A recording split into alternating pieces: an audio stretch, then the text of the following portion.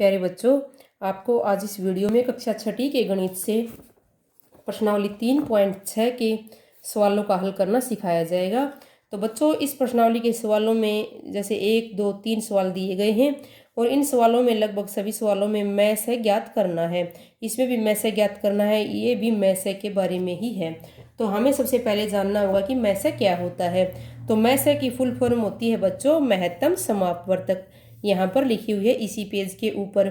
दो या अधिक दी हुई संख्याओं के सार्वगुणनखंडों में सबसे बड़ा सार्वगुणनखंड इन दी हुई संख्याओं का महत्तम समापवर्तक कहलाता है। महत्तम समापवर्तक को संक्षेप में मैस या HCF यानी कि हाईएस्ट कॉमन फैक्टर भी लिखते हैं। इसे महत्तम यानी कि सबसे बड़ा, महत्तम का अर्थ होता है सबसे बड़ा, सार्वभाजक ग्रेटेस्ट कॉमन डिवाइजर या GCD भी कहा जाता है। तो इस तरह से बच्चों जो मैस है हमारा मैस है, इसकी फुल फॉर्म होती है महत्तम समापवर्तक। और ये जो हमें संख्याएं दी जाती हैं, दो या दो से अधिक, 3, 4 इस तरह संख्याएं दी जाती हैं, उन संख्याओं के हम पहले गुणनखंड निकालेंगे और फिर उनमें सार्वगुणनखंड देखेंगे कि सबसे बड़ा सार्वगुणनखंड क्या है, और सबसे बड़ा सार्वगुणनखंड ही महत्तम समापवर्तक कहलाता है। तो इस तरीके से हमें ये सवाल हल करने हैं, इसमें मैसे निकालना है सभी सवालों में। तो सबसे पहले हम देखेंगे बच्चों क्वेश्चन नंबर 1, निम्नलिखित संख्याओं के मैसे ज्ञात कीजिए। तो मैसे का अर्थ मैंने बताया था अभी कि मैसे का अर्थ होता है महत्तम समापवर्तक, महत्तम समापवर्तक। और महत्तम समापवर्तक या मैसे निकालने के लिए हमें जो संख्याएं दी गई हैं, जैसे ए पार्ट में दो संख्याएं दी गई हैं, दोनों संख्याओं के हम पहले गुणनखंड निकालेंगे और फिर उनमें सार्वगुणनखंड देखते हैं। सबसे बड़ा सार्वगुणनखंड ही मैसे हो जाएगा, हमें अपना आंसर मिल जाएगा, सबसे बड़ा सार्वगुणनखंड निकाल देंगे। तो सबसे पहले हम 18 के गुणनखंड देखते हैं कितने होंगे। तो 18 के गुणनखंड इस तरह से आपको CD बनानी है, CD की तरह ये, और 48 के लिए भी इसी तरीके से आपको ये CD बनानी है। फिर हम इनके बारी बारी से गुणनखंड निकालेंगे। तो बच्चों सबसे पहले ये 2 से भाग जाएगा, 2 निमा 18, क्योंकि इकाई का अंक 8 है ना, 0, 2, 4, 6, 8 जिनका इकाई का अंक होता है वो 2 से भाग चले जाते हैं और हमें सबसे छोटी संख्या से भाग देना शुरू करना होता है। अब ये 2 से जाएगा नहीं भाग, 3 से जाएगा, 3 तिया 9, 3 तिया 9, फिर से 3 से जाएगा, 3 एकम 3। तो अब हमने इसके गुणनखंड लिख लिए हैं और अब देखते हैं 48 के गुणनखंड। तो ये भी पहले 2 से भाग जाएगा, 2 दूनी 4, 2 चौका 8, फिर 2 से जाएगा क्योंकि इकाई का अंक 4 है, 2 एकम 2, 2 दूनी 4, फिर से चला जाएगा पूरा भाग्य 12, 2 से 2 छिका 12 आ जाएगा। अब फिर से ये 2 से भाग जा रहा है, 2 तिया 6, और अब ये 3 से भाग जाएगा, 3 एकम 3। तो जब तक 1 न आए तब तक हमें इस तरह से भाग करते जाना है। अब हम पहले यहाँ 18 के गुणनखंड लिखेंगे। 18 बराबर है 2 गुणा में 3 गुणा में 3, और यहाँ पर गुणा 1 भी आप लिख सकते हैं या 1 को छोड़ भी सकते हैं। अब 48 के गुणनखंड लिखेंगे। तो 2 गुणा 2 गुणा में 2 गुणा 2, 4 बार है, 2, 1, 2, 3, 4, तो हमें 4 बार ही लिखना है बच्चों। फिर गुणा 3 गुणा 1। अब हमें मैसे के लिए क्या करना है, जो इनमें सार्वगुणनखंड है सबसे बड़ा वही लिखना है। तो हम देखते हैं कि 2 इसमें भी है और इसमें भी है। सार्वगुणनखंड का अर्थ है कॉमन गुणनखंड जो दोनों में हो। तो 2 इसमें भी है, इसमें भी हमने गोल दायरा इस तरह से लगा लिया है। तो अब देखते हैं 3 इसमें है एक बार, इसमें भी एक बार है, तो एक बार 3 आएगा। अब 3 इसमें है 2 बार लेकिन यहाँ पर नहीं है, यहाँ पर 2 और भी हैं लेकिन यहाँ नहीं है, तो इसलिए ये नहीं आएंगे। तो इसलिए 18 और 48 का मैं से यानी कि महत्तम समापवर्तक क्या आएगा, 2 को मनाया है एक तो, या सार्वगुणनखंड आया है, और एक गुणा में 3 आया है, 2 गुणा में 3 बराबर आ जाएगा 6 आंसर। ये हमारा आंसर आ जाएगा बच्चों। अब बी पार्ट देखते हैं। बी पार्ट में आपको 30 और 42 के गुणनखंड लिखने हैं पहले। तो इस तरह से हम सॉल्यूशन शुरू करते हैं। पहले 30 के गुणनखंड लिखेंगे और यहाँ पर हम 42 के गुणनखंड लिखेंगे बच्चों। तो ये 2 से भाग चला जाएगा क्योंकि इकाई का अंक 0 है, तो 2 एकम 2, 2 पंजे 10 आ जाएगा। फिर ये 3 से भाग चला जाएगा, 3 पंजे 15, अब ये 5 से जाएगा भाग, 5 एकम 5, अब 42 के देखते हैं, 2 से भाग चला जाएगा, 2 दूनी 4, 2 एकम 2। फिर ये 3 से भाग जाएगा, 2 से जाएगा नहीं अब, क्योंकि इकाई का अंक विषम संख्या है। 3 सत्ते 21। अब 7 से जाएगा, 7 एकम 7। तो अब 30 के गुणनखंड लिखते हैं पहले। 2 गुणा में 3 गुणा में 5 गुणा 1, और ये 42 है बच्चों। इसके लिख लेते हैं 2 गुणा 3 गुणा 7 गुणा 1। अब 30 और 42 का मैं से लिख देते हैं। 30 और 42 का मैं से या महत्तम समापवर्तक। 2 यहाँ पर भी है और यहाँ पर भी है, दोनों में कॉमन है तो 2 आ जाएगा। 3 भी दोनों में है, ये यहाँ पर भी है और यहाँ पर भी है, तो 2 गुणा में 3। और यहाँ 5 है लेकिन यहाँ नहीं है, यहाँ 7 है यहाँ नहीं है, तो 5 और 7 नहीं आएंगे, तो यहाँ पर आ जाएगा 2 तिया 6 आंसर। अब देखते हैं बच्चों सी पार्ट। सी में 18 और 60 का महत्तम निकालना है हमें।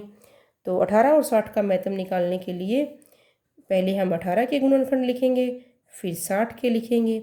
2 निमा 18, 3 तिया 9, फिर 3 से जाएगा, 3 एकम 3, ये 2 से भाग जाएगा, 2 तिया 6 0, फिर 2 से जाएगा, 2 एकम 2, 2 पंजे 10, 15 दूनी 30 होता है ना, और 3 पंजे 15, 5 एकम 5। अब 18 और 60 के अलग अलग गुणनखंड लिखते हैं पहले।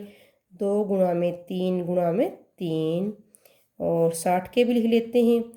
2 गुणा 2 गुणा 3 गुणा में 5। 18 और 60 का मैं से लिख देते हैं। अब 18 और 60 का मैं से यानी महत्तम समापवर्तक, अंग्रेजी में इसको HCF बोलते हैं। तो 2 इसमें भी है, यहाँ पर भी है। अब बच्चों यहाँ पर 3 है, यहाँ पर भी 3 है, यहाँ पर 3 दोबारा है लेकिन यहाँ नहीं है, तो हम दोबारा इसको नहीं लिखेंगे। तो 2 गुणा में 3 यानी कि 2 तिया 6 आंसर आ जाएगा। अब देखते हैं बच्चों डी पार्ट। डी पार्ट में 27 और 63 के अलग अलग गुणनखंड निकालेंगे पहले इस तरह से। 27 के निकालेंगे और फिर हम 63 के भी गुणनखंड निकालेंगे। 27 बच्चों 3 से भाग जाएगा, 2 से नहीं जाएगा क्योंकि इकाई का अंक 7 है। 3 से जाएगा, 3 निमा 27, फिर 3 से जाएगा, 3 तिया 9, फिर 3 से जाएगा भाग, 3 एकम 3, ये भी बच्चों 3 से भाग जाएगा। 6 जमा 3 9 होता है, अंकों का योग 3 से भाग चला जाता है, तो 3 से भाग चला जाएगा। 3 दूनी 6, 3 एकम 3, 3 सते 21, 7 एकम 7। तो अब इन दोनों के हम पहले अलग अलग गुणनखंड लिखेंगे और फिर देखते हैं सारों या कॉमन गुणनखंड कौन कौन से हैं। तो इसके 27 के 3 गुणा 3 गुणा में 3, 63 का देखते हैं 3 गुणा 3 गुणा 7। एक लिखने की ज़रूरत नहीं है बच्चों, एक मैंने यहाँ तो लिख दिया था, लेकिन एक को बार बार इस तरह से लिखने की आवश्यकता नहीं है, क्योंकि एक तो दोनों में है और एक को हम गुणा करेंगे तो उतनी की उतनी संख्या रह जाती है। तो अब इनमें देखते हैं हम क्या क्या सारे गुणनखंड हैं या कॉमन गुणनखंड है। 3 यहाँ भी है, यहाँ भी है, यहाँ भी है, यहाँ भी है, तो ये दोनों में कॉमन है 2 2 बार। अब 3 यहाँ है लेकिन यहाँ तीसरी बार 3 नहीं है, तो ये नहीं आएगा। 7 यहाँ नहीं है, ये भी नहीं आएगा। तो अब 27 और 63 का मैं से यानी महत्तम समापवर्तक बराबर है 3 गुणा में 3 बराबर है 9 आंसर आ जाएगा, क्योंकि 3 यहाँ से ले लिया हमने, 3 यहाँ से लिया, 3 गुणा में 3 9 आ जाएगा। अब 36 और 84 का देखते हैं। इसके लिए भी हमें उस तरीके से पहले अलग अलग गुणनखंड निकालने पड़ेंगे। ये 2 से भाग चला जाएगा क्योंकि इकाई का अंक 6 है, सम संख्या है। 2 एकम 2 और 2 अठे 16, 18 दूनी 36 होता है। अगर आपको पहाड़े आते होंगे तो इनमें बहुत ज़्यादा काम आएंगे बच्चों। 2 निमा 18, और अब ये 3 से भाग जाएगा, 3 तिया 9, फिर 3 एकम 3, अब आगे भाग नहीं जाएगा ये। अब ये 2 से चला जाएगा क्योंकि इकाई का अंक 4 है, सम संख्या है। 2 चौका 8, 2 दूनी 4, 2 दूनी 4, 2 एकम 2। अब ये 3 से जाएगा, 3 सते 21, 7 एकम 7। अब पहले हम इनके अलग अलग गुणनखंड लिखेंगे। 2 गुणा में 2 गुणा 3 गुणा 3, और फिर 84 के लिखेंगे बच्चों। 2 गुणा 2 गुणा 3 गुणा 7। अब देखते हैं क्या क्या कॉमन गुणनखंड है इनमें। यहाँ पर 2 है, यहाँ पर भी है, ये कॉमन हो जाता है। ये दोनों में है, ये भी आ जाएगा। 3 भी है बच्चों, एक बार यहाँ भी है, यहाँ भी है, यहाँ दूसरी बार है लेकिन यहाँ दूसरी बार नहीं है, तो ये नहीं आएंगे 3 और 7। तो 36 और 84 का 36 और 84 का मैं से यानी कि महत्तम समापवर्तक आ जाएगा। 2 यहाँ से ले लेंगे, फिर 2 गुणा में 2 गुणा में 3, 2 दूने 4 तिये 12, तो यहाँ पर 12 आंसर आ जाएगा। अब बच्चों एफ पार्ट देखते हैं हम।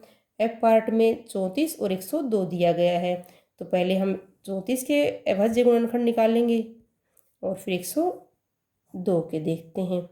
तो ये 2 से भाग चला जाएगा, 2 एकम 2, 2 सत्ते 14।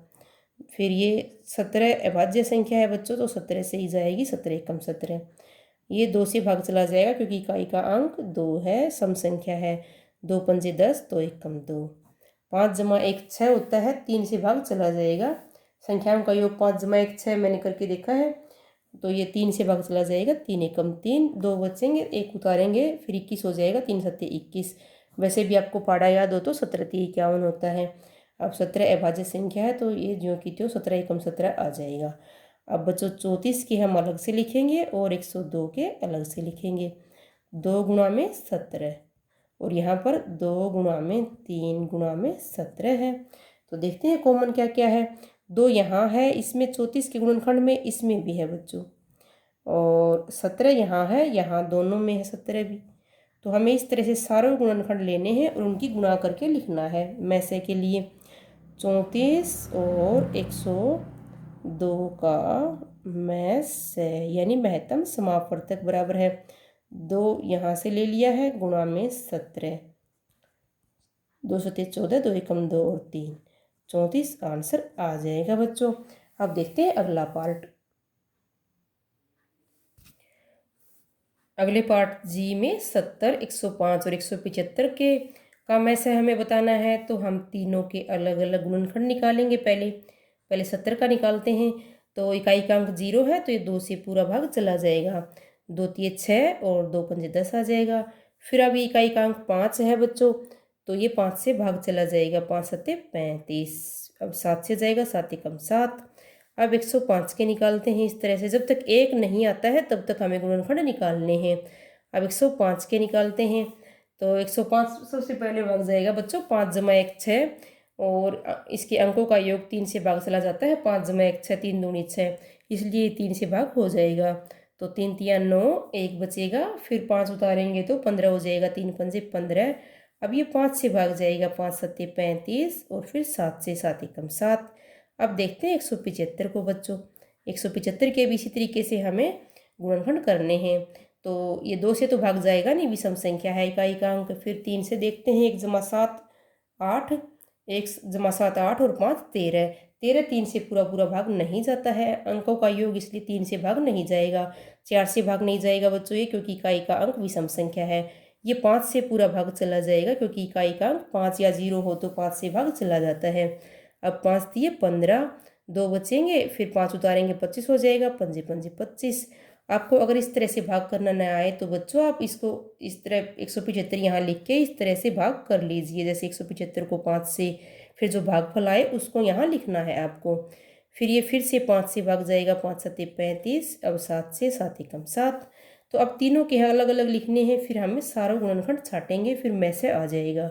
बराबर है 2 गुणा में यहाँ से लिखेंगे, गुणा में 5 गुणा में 7।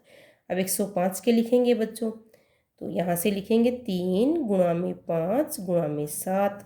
अब 175 के लिखेंगे, 5 गुणा 5 गुणा में 7। अब 70, 105 और 175 का हम ऐसे लिखेंगे, 70, 105 और 175 का मैसे यानी कि महत्तम समापवर्तक बराबर है। इसके लिए हमें तीनों के सारा गुणनखंड देखने पड़ेंगे कि तीनों में सारा गुणनखंड क्या है। तो 2 यहाँ पर है लेकिन यहाँ नहीं है, तो ये नहीं आएगा। अब बच्चों 5 यहाँ पर भी है, यहाँ है और यहाँ तीनों में है, तो ये सारा गुणनखंड आ जाएगा 5। अब देखते हैं हम 7 यहाँ 70 के गुणनखंड में भी है, 105 में भी और 175 में भी, यानी कि तीनों में है ये। तो यहाँ से सारा गुणनखंड हमें 5 और गुणा में 7 मिल जाते हैं। 5 गुणा में 7 आ जाएगा 35 आंसर। और अब देखते हैं बच्चों एच पार्ट में 91, 112 और 49 के गुणनखंड हमें करने हैं।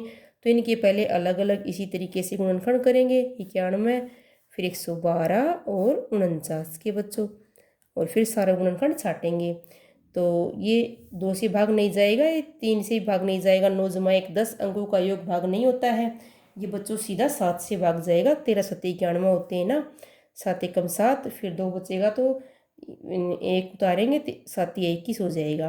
अब ये 13 से ही भाग जाएगा, 13 एकम 13। तो अब ये देखते हैं बच्चों 112, 2 से करते हैं पहले, 2 पंजे 10, 1 बचेगा, फिर 2 उतारेंगे तो 12 हो जाएगा, 2 छिका 12, फिर 2 से जाएगा क्योंकि इकाई का अंक 6 है, तो 2 दूनी 4 और 2 अठे 16, फिर 2 से जाएगा, 2 एकम 2, 2 चौका 8, 2 सते 14 और 7 एकम 7। अब ये बच्चों सीधा 7 से ही जाएगा, 7 7 49 होता है, 7 एकम 7। अब तीनों के अलग अलग गुणनखंड लिखेंगे पहले, 112 और 49 के।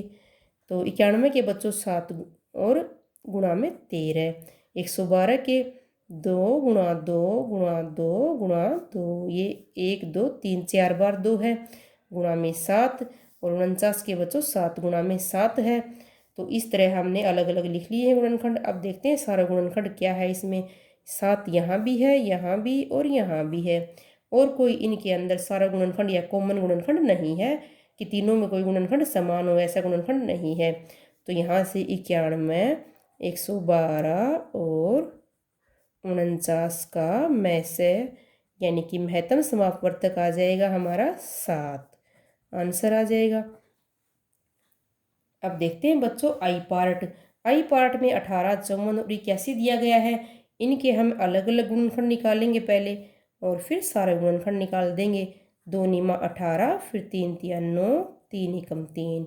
इसी तरीके से हम 54 के निकालेंगे। 2 दूनी 4, 2 सते 14। अब 3 निमा 27, 3 तिया 9 और यहाँ 3 एकम 3 आ जाएगा। फिर बच्चों 81 के भी इसी तरीके से निकालेंगे। तो 81 2 से भाग नहीं जाएगा, ये 3 से जाएगा। 3 दूनी 6, 3 सत्ते 21 हो जाएगा। 3 निमा 27 और 3 तिया 9, 3 एकम 3। अब ये अलग अलग लिखेंगे पहले हम, 18 के, फिर 54 के और 81 के, और फिर उनमें सारे गुणनखंड छाटेंगे। तो यहाँ पर 2 गुणा में 3 है, और 54 के बच्चों 2 गुणा में 3 गुणा 3 है, 3 बार 3 है, हमने लिख दिया है। अब 81 के 1 2 3 4, तो 3 गुणा में 3 गुणा 3 गुणा 3, 3 4 बार गुणा है।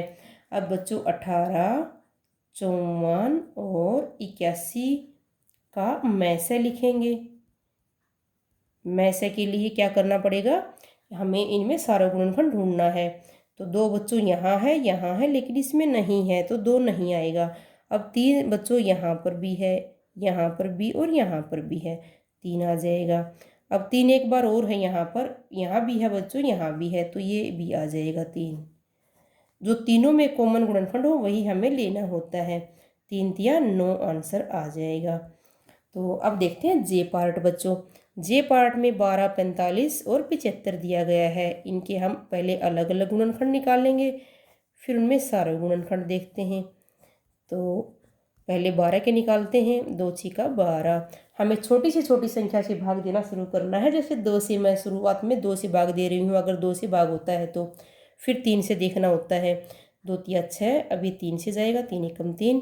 ये 2 से भाग नहीं जाएगा, इकाई का अंक विषम संख्या है, ये 3 से जाएगा बच्चों। 3 एकम 3, 3 पंजे 15, फिर 3 से जाएगा, 3 पंजे 15, 5 एकम 5। अब ये बच्चों 7 जमा 5 12, तो अंकों का योग 3 से भाग चला जाता है, 3 चौका 12, तो ये 3 से भाग चला जाएगा। 3 दूनी 6 और फिर 1 बचेगा, 3 पंजे 15। अब ये 5 से जाएगा, पंजे पंजे 25, 5 एकम 5। अब तीनों के हम पहले अलग अलग गुणनखंड लिखेंगे और फिर उनमें कॉमन गुणनखंड छाटेंगे। इसके 2 गुणा में 2 गुणा में 3 हैं, इसके 3 गुणा 5, और 75 के बच्चों 3 गुणा 5 गुणा में 5 हैं। तो अब हम देखते हैं मैसे के लिए क्या क्या कॉमन है इनमें। 2 इनमें नहीं है, ये नहीं आएगा। 3 इसमें भी है, इसमें भी और इसमें भी है, तीनों में है। तो एक बार ही 3 कॉमन गुणनखंड है इनमें और कुछ कॉमन नहीं है, इसलिए 12, 45 और 75 का मैं से यानी महत्तम समापवर्तक आ जाएगा 3, आंसर आ जाएगा। बच्चों अब हम देखेंगे अगला क्वेश्चन।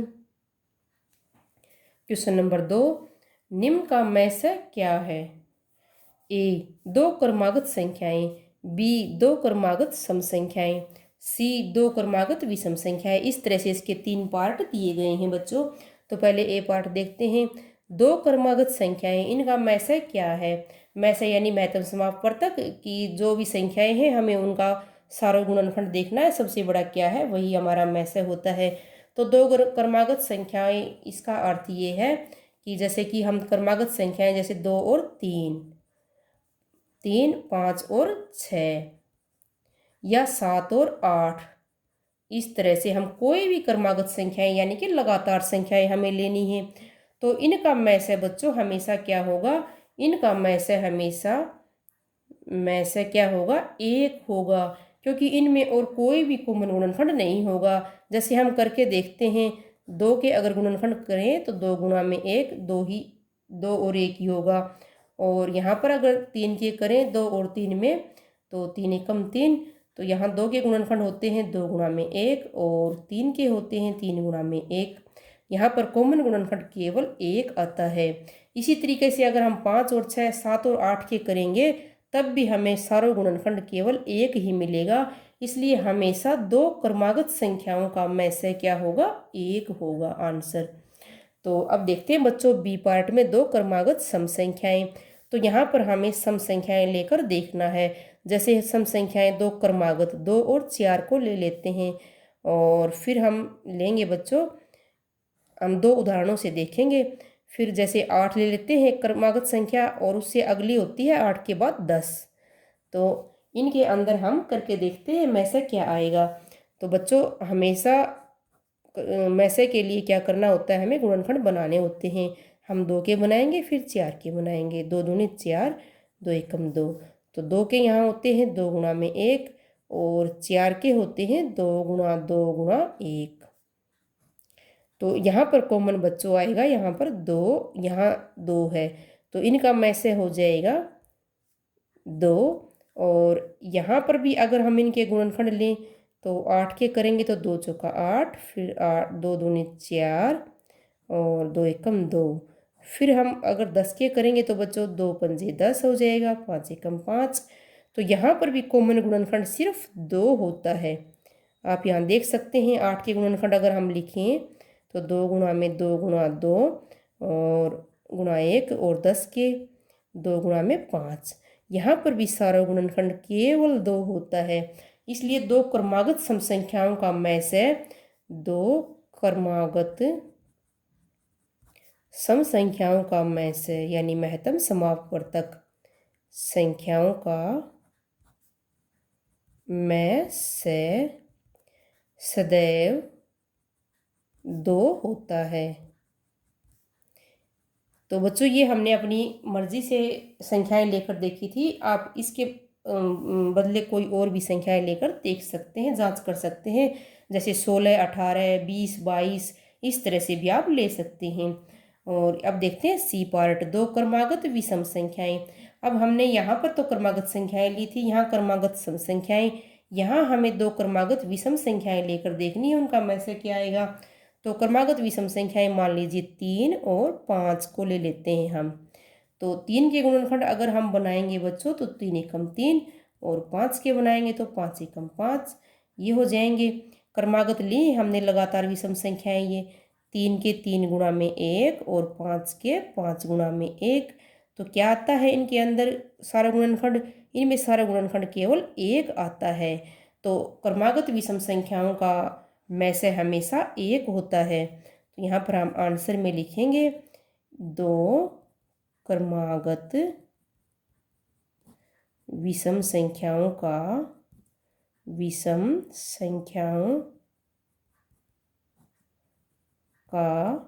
मैसे यानी महत्तम समापवर्तक सदैव होगा बराबर है 1। तो यहाँ पर क्वेश्चन नंबर 2 में हमने देखा कि दो क्रमागत संख्याओं का मैसे हमेशा 1 होगा, दो क्रमागत सम संख्याओं का मैसे महत्तम समापवर्तक हमेशा 2 होगा। और दो क्रमागत विषम संख्याओं का में से हमेशा 1 होगा। अब हम करते हैं क्वेश्चन नंबर 3। क्वेश्चन नंबर 3, अभाज्य गुणनखंडन द्वारा दो सह अभाज्य संख्याओं 4 और 15 का में से इस प्रकार ज्ञात किया गया। 4 का है बराबर है 2 गुणा में 2 और 15 का 3 गुणा में 5। तो बच्चों अभाज्य गुणनखंड विधि आपको पता ही है, ये इस तरह से हम गुणनखंड करते हैं। 4 और 15 का यहाँ करके दिखाया गया है 2 गुणा में 2 और 15 का 3 गुणा 5। चूँकि इन गुणनखंडों में कोई अभाज्य सारो गुणनखंड नहीं है, इनमें हमें कोई भी सारो गुणनखंड नहीं मिला।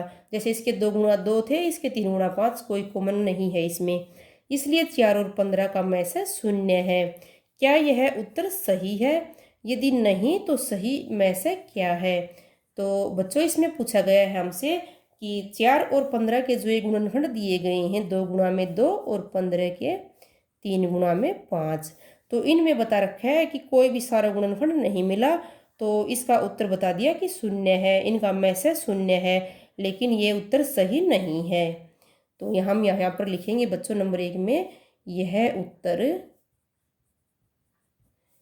4 और 15 का में से बराबर है 0 सही नहीं है। तो सही में से क्या आएगा बच्चों? हमें पता है, हमने पिछली प्रश्नावलियों में भी देखा था कि सह अभाज्य संख्याओं में सारा गुणनखंड 1 होता है। क्या होता है? 1 होता है। तो इन दोनों का में से हो जाएगा बच्चों 1, सही में से नंबर 2 आ जाएगा सही में से, या महत्तम समापवर्तक बराबर है 1 आ जाएगा, क्योंकि सह अभाज्य, हमने पिछली प्रश्नावलियों में ये कई बार पढ़ा था, क्योंकि सह अभाज्य संख्याओं में सारो गुणनखंड संख्या 1 होती है या होता है। तो सारा गुणनखंड 1 होता है तो में से भी 1 हो जाएगा, क्योंकि में से जो सारा गुणनखंड होता है वही होता है, वही में से महत्तम समापवर्तक हम लिखते हैं। तो इस तरह से बच्चों हमने इस वीडियो में कक्षा 6ठी के गणित से प्रश्नावली 3.6 के प्रश्नों का हल करना सीखा। और अगर आपको सवाल अच्छे समझ में आए हों तो वीडियो को लाइक ज़रूर करें और चैनल को भी सब्सक्राइब कर लें। थैंक यू बच्चों।